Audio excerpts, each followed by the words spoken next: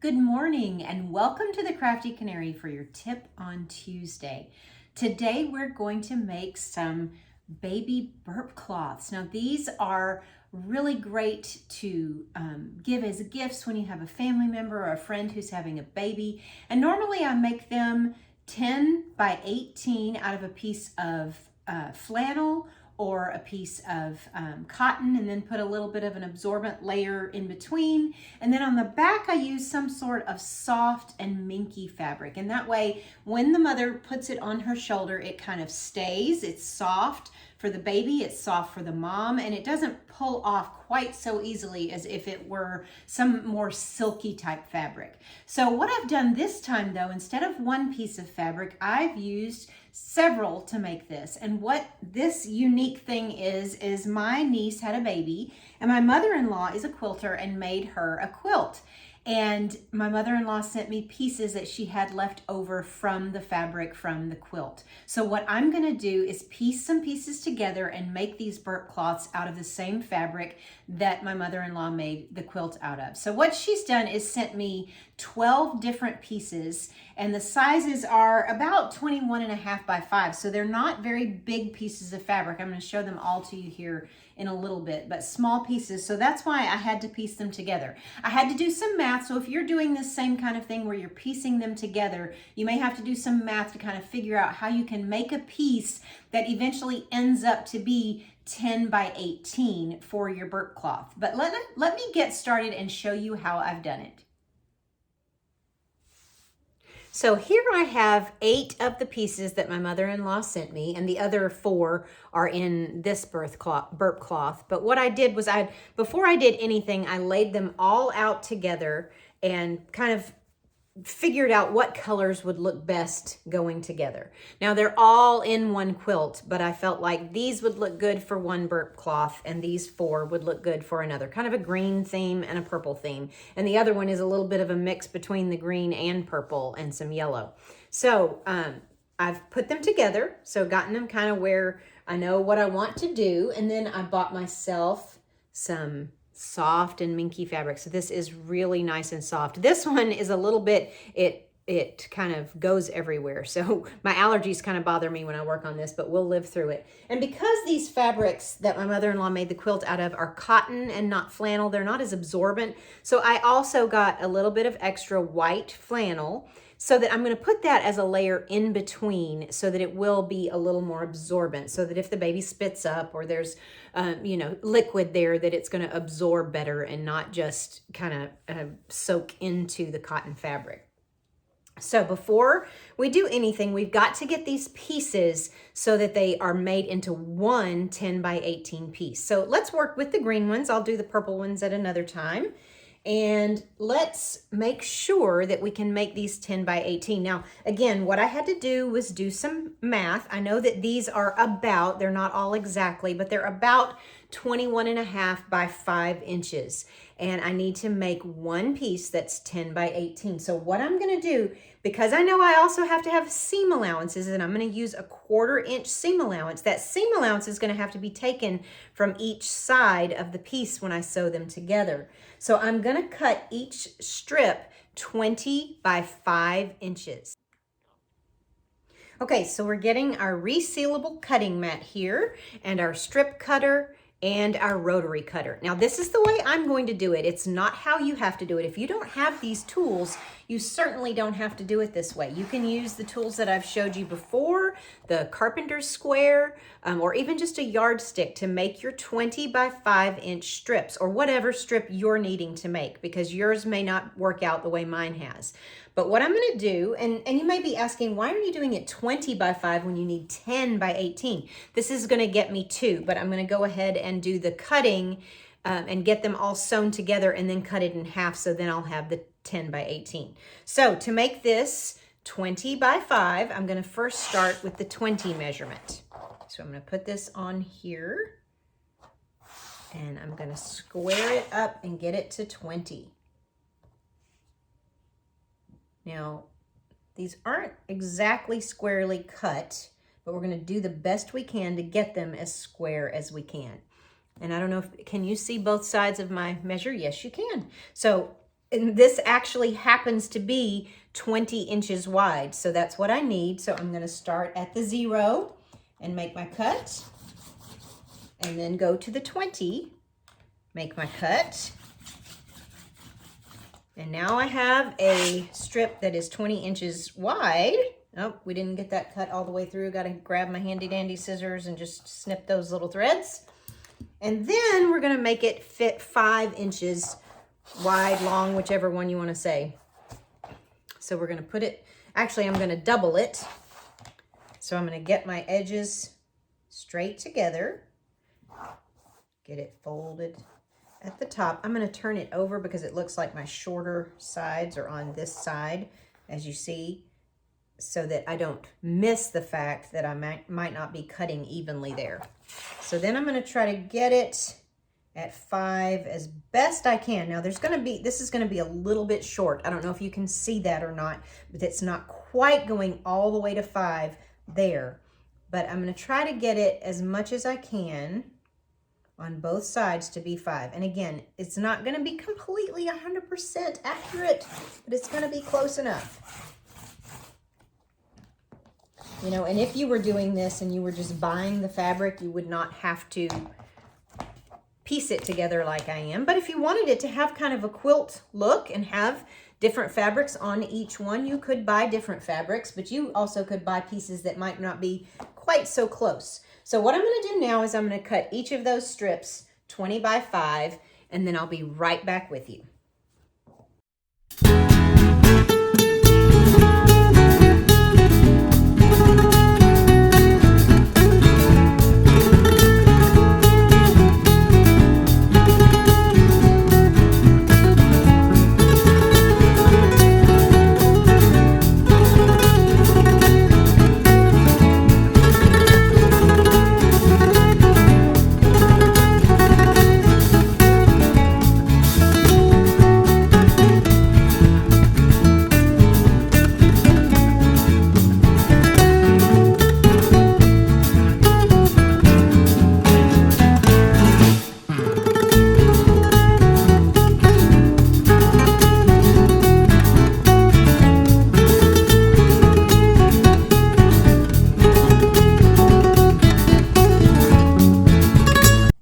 So now let's put them in the order that we want them, making sure, but we're going to lay them right sides together. So I'm going to put that together, sew my 1/4 inch seam, come and press it and fold it over, put the next one on, sew that, press it. So let's start with this one and go to the machine and sew it on. So here we are at the machine with our 2 pieces that we're going to sew together, right sides together. If you feel more comfortable, you can pin them. I'm just going to hold them together. I know they're pretty close in size, so if I just hold them together, I'll be just fine. So I'm going to do a 1/4 inch seam, which is about this little piece, right? This little ridge right here on my presser foot. If I went all the way to the edge of the presser foot, it'd be somewhere in between a 1/4 inch and 3/8. So what's that, about 3/16? I don't know if I'm right on my math there or not, but I think that's what it is. But we wanted a 1/4 and not that close to 3/8. So let's start with it on that little ridge, and we're going to back stitch here. So we're going to do a couple stitches, back stitch, and then sew it all the way across.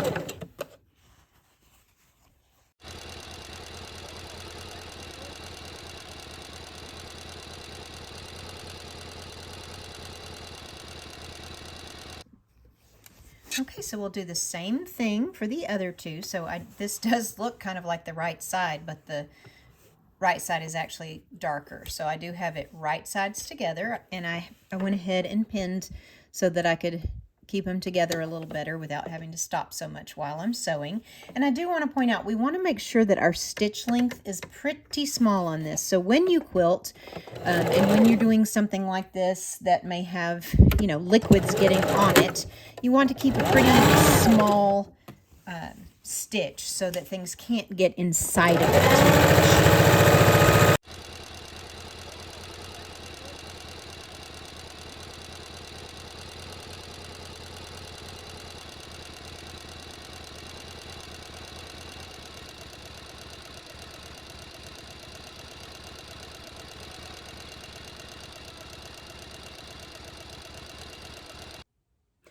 now we're back at our ironing surface and we're going to press those seams. We're not going to press them open like you would maybe if you were making a skirt or something, but we're going to press them to the side. And here's a tip. You want to press them toward the darker fabric, because when I press it toward that darker one, it's not going to show through as easily as if I pressed it toward this lighter color. Then that dark green might show through. So we want to press each seam toward the darkest color. So this one I'm going to press this way. Do a little steam to make sure it's pressing down nicely. Now this one I want to press again toward the darker color, so I'm going to go this way. I'm going to kind of try to pull also to make sure that it's not getting me a little gap on the other side, and we'll turn it over in a minute and check it. And then this one, they're both pretty dark, but I'm going to say that one is darker, so we're going to press toward that floral.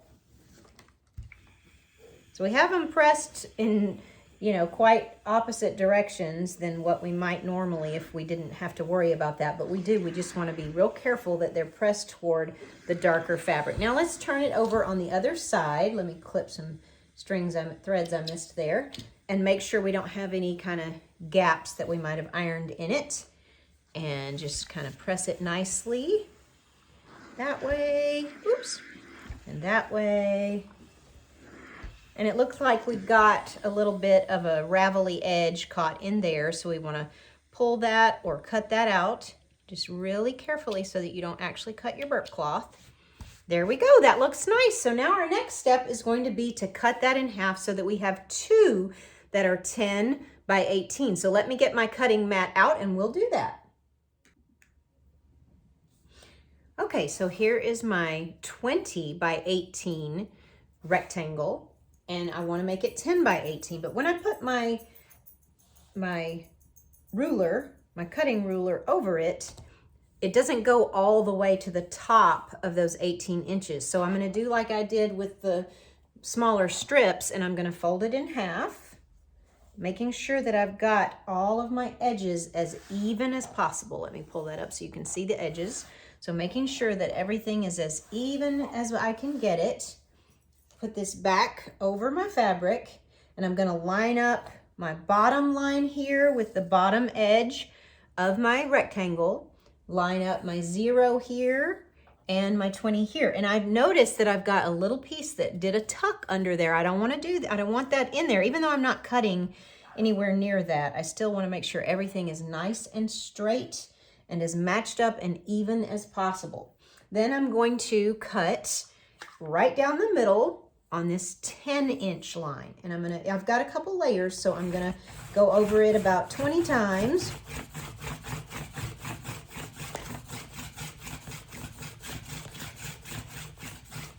And hopefully I got all the way through this time, but if not, again, I can help it out with my scissors. But yep, so now we have two pieces that are 10 by 18. And so we can make two burp cloths out of these 4 strips that we sewed together. So let me cut the other parts now so that we have the inside flannel and we have the minky backing. So let's start with our backing. So we have our nice piece that likes to get all over the place, and I'm going to have little pieces of white fuzz all over me when I'm finished with this, but that's okay, it's worth it. To make this for my sweet niece and her new little baby, which I'm very excited about. I'm very excited to hopefully meet them soon. So let me line up, because I've already cut some off of this, so I want to make sure I'm not going to have any little pieces cut out of where I do. And then this will work pretty nicely because I can do my 10 inches this way, although it won't go all the way up to 18. My measure here only goes to 13. So what I'm going to have to do, well, let me make sure that this piece is actually 18 inches long. Yep. So we've got even a little bit more than 18. So what I'm going to have to do is cut my 13 inches and then move the ruler up and cut the rest, cut the other 5. So again, this one's going to have to be a lot because this stuff is thick and we want to make sure we cut as much all the way through as we can. So we'll do this on the 10, now on the 0.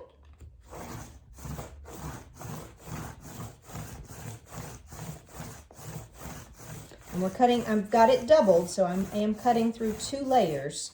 Now I'm gonna just move it up, but I wanna make sure that the line I've already cut is lined up evenly with this line on the 0 and this line on the 10, making sure that everything's kind of lined up there too. All right, and then cut the rest of the way.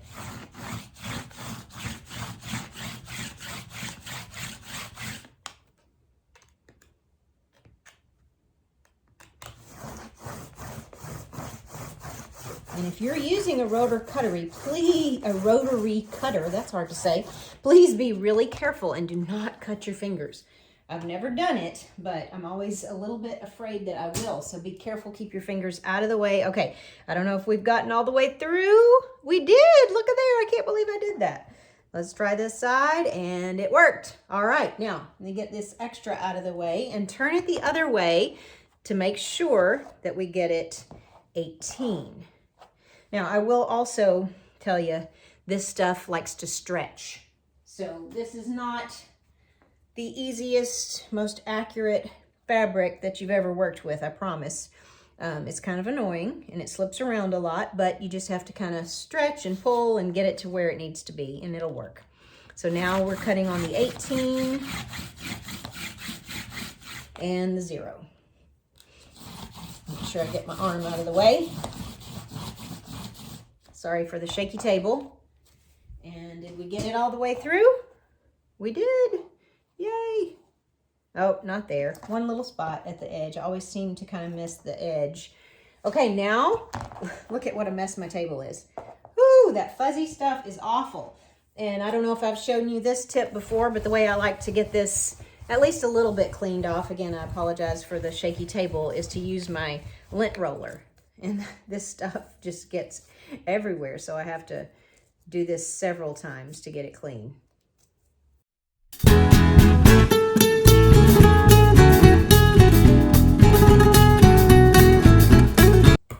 Okay, it's not perfect, but that will do. Now we've got to cut the inside flannel. So I'm gonna come here, and this is kind of just a scrap piece that I've had hanging around, so I'm gonna have to work a little harder to find me a good spot to cut from. So let's do this. Let's see, right here. Sorry for waving that in your face there. Let's see, where did my ruler go? That's 10. That's, is that gonna be enough? Yep, we got enough, okay. But let me straighten it out a little bit better because we're kind of crooked. And this definitely is gonna need to be pressed before I sew it in. All right, let's see. Can we make that a 10 by 18? I think we can.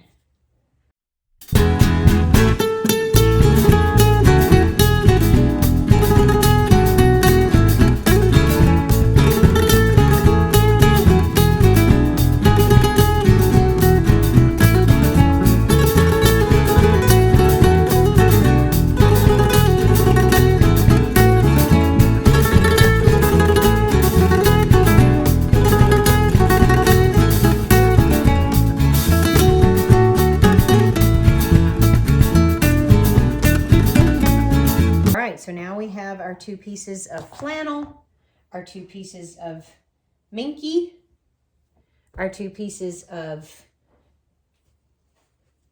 the face fabric, and we're going to sew those together.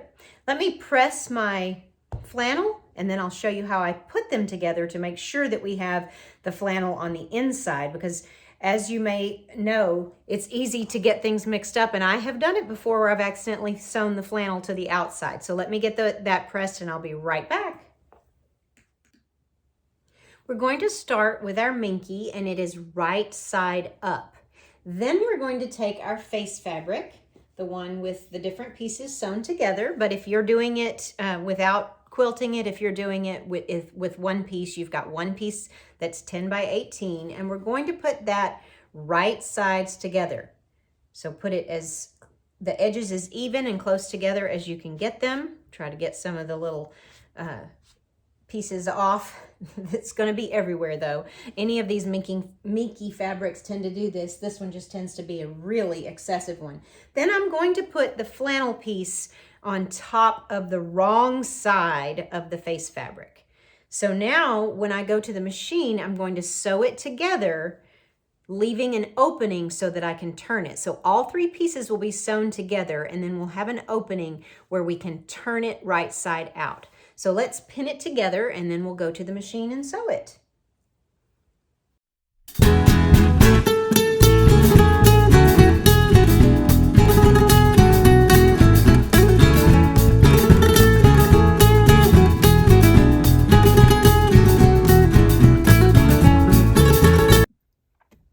And here we are at the machine, and we're going to start at the edge of one of the sides of that opening that we're going to leave kind of in the middle of one side, one of the long sides. So I'm going to start where this pin is, take my pin out, hold my threads, and do another 1/4 inch seam. And I'm going to be sure to backstitch really well so that when I turn it, it doesn't start coming open. And I'm just going to sew all the way around until we get to the other pin where we want to stop to make our opening. Now I can feel this stuff. Like I told you, this stuff just likes to kind of shrink up and do weird things. So I'm feeling it kind of shrink up. So I'm going to pull under there and stretch it as far as I can. But I may have to stop a little shorter than I really want to. And again, remember another tip I've told you in other things, I like to backstitch at the corners to give the corners some strength. So again, it's shrunk up. So I don't know why it does that. It stretches or shrinks kind of at its pleasure. I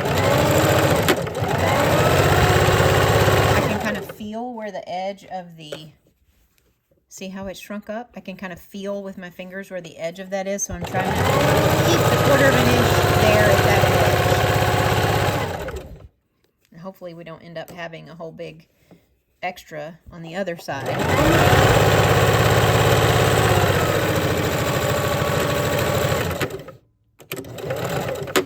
Stitch at our corner again. Try to make sure that this is pulled all the way to the edge.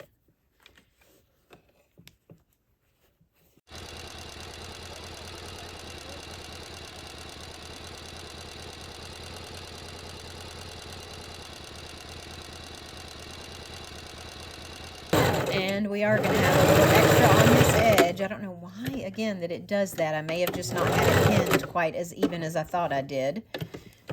Or it just traveled. Like I said, it likes to do that. So now I'm going to keep it in line with the 1/4 inch on the fabric side, because I know that flannel is, for the most part, staying together, even though this minky is deciding to crawl.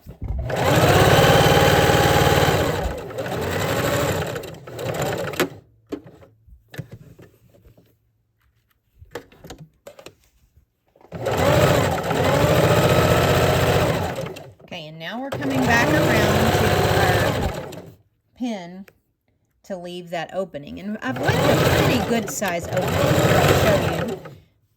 We start here. So that's probably a good 6 to 8 inches that I've left to open because I really want to give myself enough room to turn it. So I'm going to cut my threads. And then I'm going to cut my corners. Now I've shown you before in our video on making the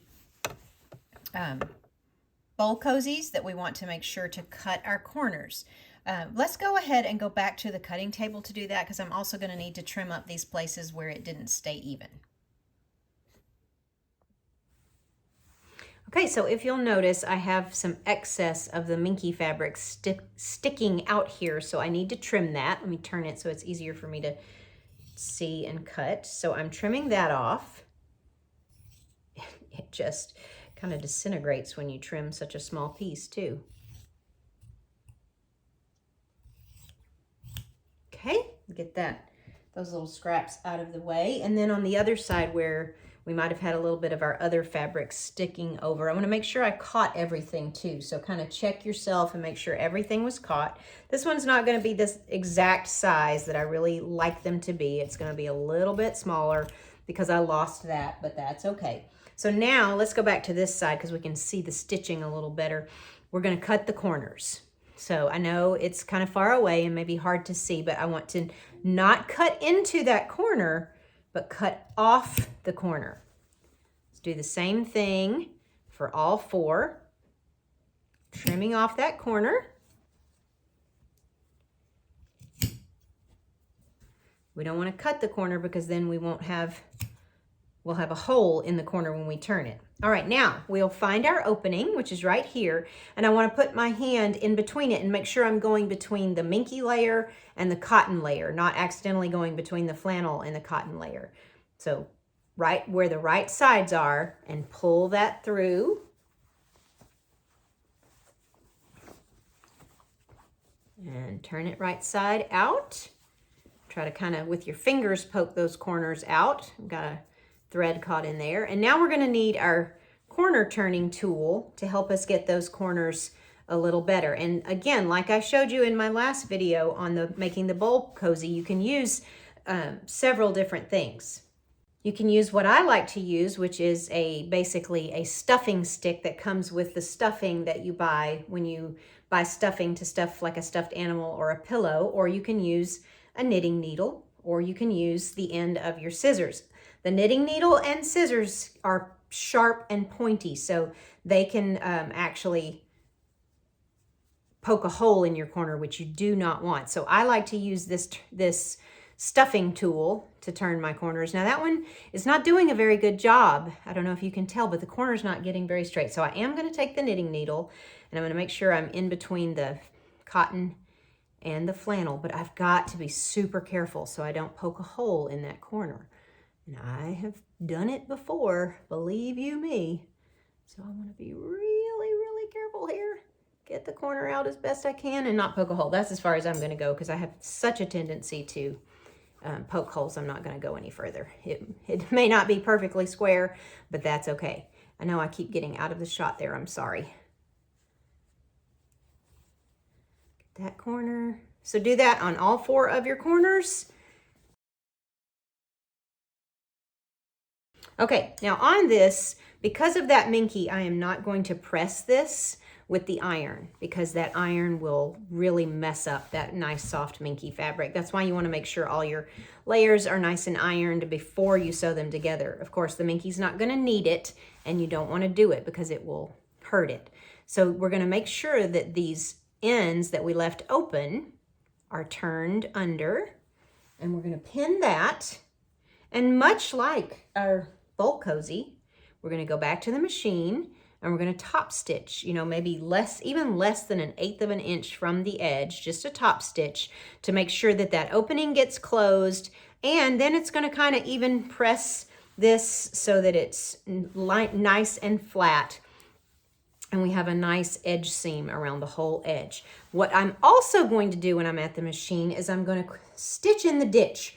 That's a quilting term that you may have heard of before, where we're actually going to just stitch right inside where those seams are. That's the ditch where I sewed those pieces together so that it's together and it's not going to be pulling apart and it folds nice and easily. So that's what I did on this one. I stitched in the ditch on each of those seams, and then it makes it nice and evenly divided on the back as well.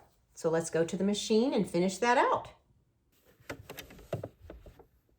I'm going to start a little bit away from my pins where I have it pinned together, which there's a pin right here. So I'm going to make sure that everything is nice and flat and sew a nice edge stitch. I'm not going to back stitch at the beginning. I'll back stitch when I meet that stitch at the end, and just stitch all the way around, taking my pins out as I come to them.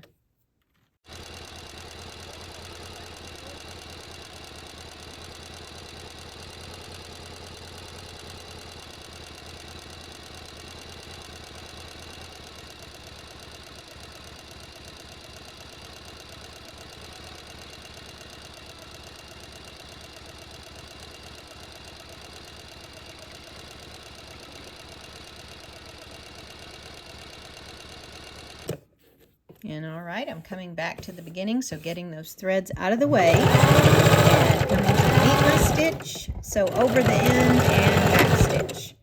Now, let's cut those threads, and then we will do our stitching in the ditch.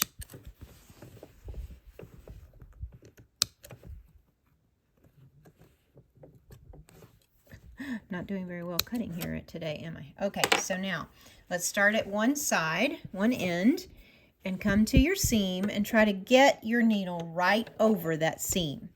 And I'm going to go starting at my edge stitch, not going all the way to the edge. And I'm just going to back stitch a little bit and then try to keep it together and stitching as much in that seam as I possibly can. And trying, if I go a little off, to go more toward the white side if I possibly can, since the thread is white. All right, and clipping those threads. Try to get in there where you can see what I'm doing.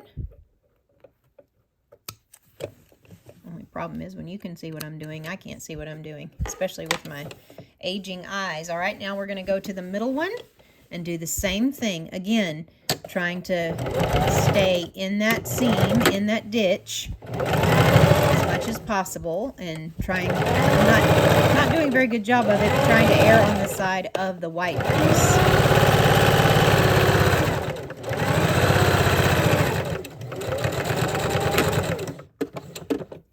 And I'll do that last one really quick and be done.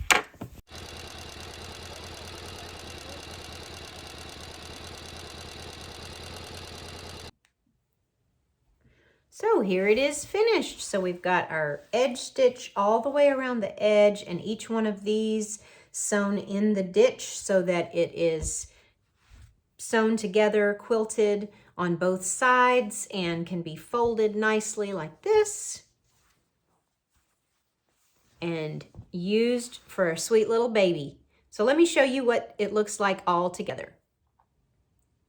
So here we have some great burp cloths that I can give to my niece. This is a great set of 4. I'll make those other 2 and have a set of 6. What I usually do is make them in sets of 3 and give them away, or I even sell them on my website at thecraftycanary.com. So if you have enjoyed this video but you don't want to make them yourself, or you don't have time to make them, head on over to my website, thecraftycanary.com, and you can find some there. But I'll make them out of usually I'll make a set of 3 and make them out of maybe 2 different fabrics, 2 out of one and one the other, to kind of coordinate, and give those as a gift that way. But if you have some scraps from a quilt, or just your scrap bag that you want to get rid of some fabrics, you have some cute kid or baby fabrics that you want to use, and you can do it like a quilt, just like this, like I've pieced it together. My puppy is deciding she wants to tell us hello and goodbye. Well, I hope you've enjoyed this tip today. Come back again next week for another great tip on Tuesday, and I'll see you next time. Bye-bye.